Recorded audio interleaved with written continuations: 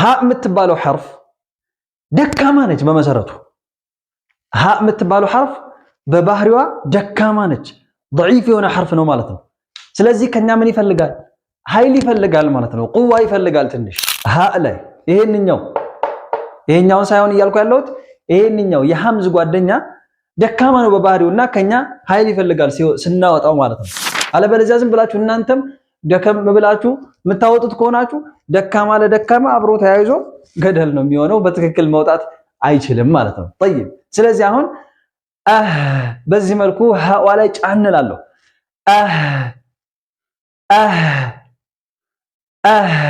تمام ሐምዙን ከፈለኩ በከስራ ወስጄ ደግሞ تمام በዚህ መልኩ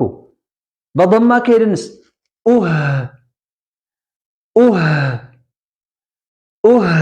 በዚህ መልኩ